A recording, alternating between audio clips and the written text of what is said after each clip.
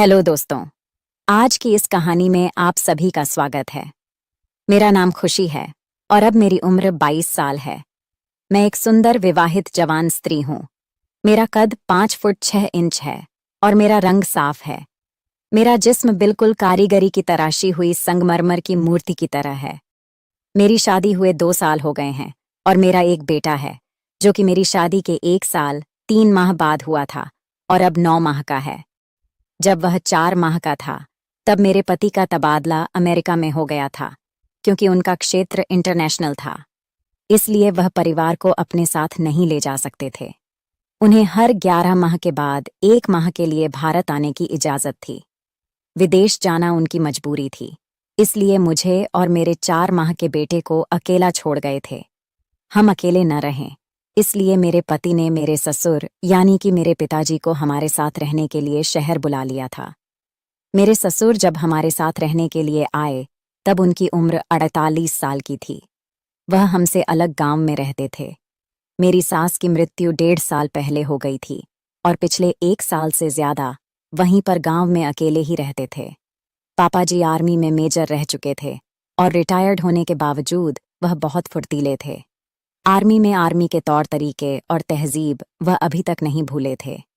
गांव में रहने और खेतीबाड़ी करते तथा गांव के शुद्ध वातावरण के कारण उनका शरीर बहुत ही गठीला था और इस आयु में भी वह एकदम 28-30 साल के जवान लगते थे। पहले जब भी वह अपने सासू माँ के साथ हमारे घर आकर रहते थे तो मेरी पड़ोस ने उन्हें मेरे पति के बड़े भाई ही समझती थी। पति के जाने के बाद पिछले 7 माह से वह हमारे साथ ही रह रहे थे। पढ़े लिखे होने के कारण उनका उठना बैठना और पहनावा भी शहरवासियों जैसा है, इसलिए मेरे साथ घर में बहुत जल्दी एडजस्ट हो गए थे। घर के काम और बच्चों की देखभाल में मेरा हाथ बटा देते थे। मुझे और मेरे पति को करना बहुत पसंद है और शादी के बाद कई दिन तक हम ऐसा नहीं था कि हम अब मेरे पति को अमेरिका गए हुए लगभग 7 माह हो चुके थे और इन 7 माह में पहले 2 माह तक मुझे एक बार भी क्रिकेट खेलने को नहीं मिला। इसलिए मैं इतनी बेचैन रहती थी और सारा दिन तड़पती रहती थी, पर कोई भरोसे का नजर नहीं आता था। लेकिन 5 महीने मुझे अचानक ही एक ऐसा अवसर मिला जिससे मुझे मेरी जिंदगी में बहुत बड़ी खुशी मिली और वह भी मेरी अभी तक जारी है। ये उस दिन की बात है जब मैं घर की सफाई का काम करती हुई पापा जी के कमरे में गई तो मैंने पाया कि वे कमरे में नहीं थे। मुझे समझ में नहीं आया कि वे कहाँ गए होंगे, इसलिए मैं इधर उधर देखने लगी और तभी मुझे उनके बाथरूम की लाइट जलती हुई नजर आई। मैं जिज्ञासावश उठी और जल देखने चली गई। वहां मैंने देखा कि बाथरूम का दरवाजा थोड़ा सा खुला हुआ है और अंदर से कुछ अजीब सी आवाजें आ रही हैं। मैं सुनकर घबरा गई और सोचा कि शायद पापा जी की तबीयत ठीक नहीं है या वह किसी तकलीफ में है। मैं घबराहट से जल्दी से बाथरूम का दरवाजा खोलकर अंदर झांकने लगी। अंदर का नजारा देखकर मेरे होश उड़ गए। पापा जी अपने महाराज की बड़ी तसल्ली से मालिश कर रहे थे। इससे पहले मैं अपने आप को संभाल थी। तभी मैंने देखा कि पापा जी जोर जोर से सिसकियां ले रहे थे। यह सब देखकर मेरी नज़र में जोर से एक लंबी सांस निकाली, जिससे सुनकर पापा जी ने पलटकर देखा और मुझे देखते ही गुस्से से बोले, तू यहाँ पर क्या कर रही है? उनके गुस्से से भरी आवाज सुनकर मैं डर गई और बिना आवाज दिए वहां से भाग गई। इस घटना के 2 घंटे बाद मैं तो उनके सामने भी नहीं गई, लेकिन दोपहर का खाना बनाने के समय बेटा तंग कर रहा था तो मुझे मजबूर होकर उसे उनके दोनों के लिए जाना पड़ा। तब बिल्कुल भी पापा सामान्य तरीके से पेश आए। इससे मेरी जान में जान आई और मैं भी उनके सामने आने जाने लगी तथा सामान्य तरीके से व्यवहार करने लगी। लेकिन उस घटना के बाद अगले दिन भी मैं उस नज़ारे के बारे में सोचती रही। अगले दिन रात को सोने के समय मेरा बेटा बहुत रोने लगा। जब वह चुप नहीं हुआ तो मैं उसे पापा जी के कमरे में ले गई और उन्हें देकर उनसे चुप करवाने का आग्रह किया। पापा जी ने गोद में लिया और मुझे तेल लाने को कहा। मैंने उन्हें तेल लाकर दिया तो उन्हें मेरे बेटे के पेट पर तेल मलना शुरू कर दिया। कुछ ही देर में बेटा चुप होकर उनकी गोदी में सो गया। पोते को दादा के पास छोड़कर मैं अपने कपड़े बदलने चली गई। तभी मेरे दिमाग में योजना आई कि अगर मैं पापा जी को अपनी झलक दिखलाऊं तो शायद कुछ बात बन जाए। अपने सारे कपड़े चेंज करके अपने गुलाबी रंग का पारदर्शी सा नाइट सूट गाउन पहना। फिर बेटे को पापा जी के कमरे में लेने के लिए गई। पापा जी ने मुझे उन कपड़ों में देखा और एक टकटक देख ही रहे थे। उनकी आंखों की चमक बता रही थी कि वह मेरे बिछाए हुए जाल में फंस जाएंगे। मुझे सिर्फ कुछ इंतजार करना पड़ेगा। जब मैंने पापा जी से बेटे को लेने के लिए हाथ बढ़ाया तो वह उन्हें देखते ही एकदम स्थिर हो गए।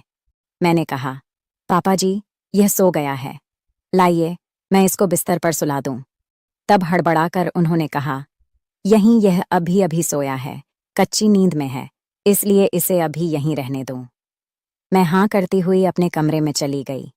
मुझे नींद नहीं आ रही थी, इसलिए मैं बहुत देर तक ऐसे ही करवटें बदलती रही। तभी मुझे याद आया कि मैंने बेटे को दूध पिलाया ही नहीं। मैं उठी और पापा जी के कमरे में गई तो पाया कि वह भी सो गए हैं। तब मैंने मन में आया कि मैं भी इसी कमरे में सो जाती हूँ, क्योंकि बेटा भी इसी कमरे में सोया हुआ है, और मैं उनके साथ वाले बेड पर लेट गई। बेटे को अपने पास खींचा और इतने में पापा जी की नींद में ही करवट बदली और सीधे होकर सोने लगे। मेरे बेटे का पेट भर चुका था, लेकिन मुझे नींद नहीं आ रही थी। मैंने बच्चे को अलग से सुला दिया और वहीं बैठकर पापा जी को निहारती रही। मैंने महसूस किया कि मैं क्रिकेट खेलकर जिंदगी का मजा चाहती हूँ। मैं अपना अकेलापन दूर करना चाहती हूँ, अपनी भूख मिटाना चाहती हूँ। इसके लिए अब मुझे मेरे पति की गैर हाजिरी में भरोसे का और पूरा संतुष्ट करने वाला पुरुष मिल चुका है। अब मैं और इंतजार नहीं कर सकती, और इसलिए मैंने अपनी सारी झिझक छोड़ी और मैं ससुर जी के पास जाकर बैठ गई। तो थोड़ी देर बाद पापा हिलने लगे। मुझे लगा कि उनका हाथ मेरे सर पर आ गया है और ससुर जी जाग गए हैं। उसकी इस हरकत से मैं थोड़ा घबराई। मेरी हालत पतली हो गई थी, मेरी सांस उखड़ रही थी। फिर मैंने हिम्मत नहीं छोड़ी। करीब 1 घंटे के बाद पापा जी का हाथ मेरे सर से हटा और नीचे आ गया। उनकी इस हरकत से मैं बहुत ज्यादा प्रसन्न हुई। मुझे अभी मजा आना शुरू ही हुआ था कि पापा जी उठकर बैठ गए और उनकी नींद खुल गई थी। उन्होंने मुझे झटके के साथ अलग कर दिया। फिर उन्होंने उठकर एक लाइट जलाई और वह कच्चे होकर मुझे देखने लगे। मैंने जवाब दिया, पापा जी, मैं तो वही कर रही थी जो आप चाहते थे। पापा बोले, मैंने ऐसा करने को कब कहा है? तुम्हें ऐसा नहीं करना चाहिए था और माफ कर देना चाहिए था। पापा जी फिर बोले, मैंने आज तक आपको कोई भी आदेश का इशारा कभी नहीं टाला, तो मुझे कैसे मना मानती? मैंने उत्तर दिया, अरे मैं तो नींद में और सपने में था, जिससे यह सब तुम्हारी सांस कर रही थी, इसलिए मैंने ऐसा इशारा किया होगा। मैंने कहा, पापा जी, तो क्या हो गया? अगर मैंने इशारे को आपका देह समझकर आपकी सेवा भी कर दी, तो आपका सपना और मेरा कर्तव्य पूरा हो गए हैं। अरे तू बात क्यों नहीं समझ रही है? मैं नादान बनती हुई बोली।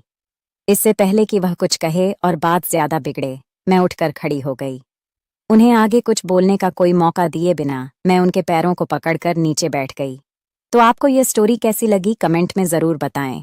चैनल पर नए हैं तो चैनल को सब्सक्राइब ज़रूर करें। धन्यवाद।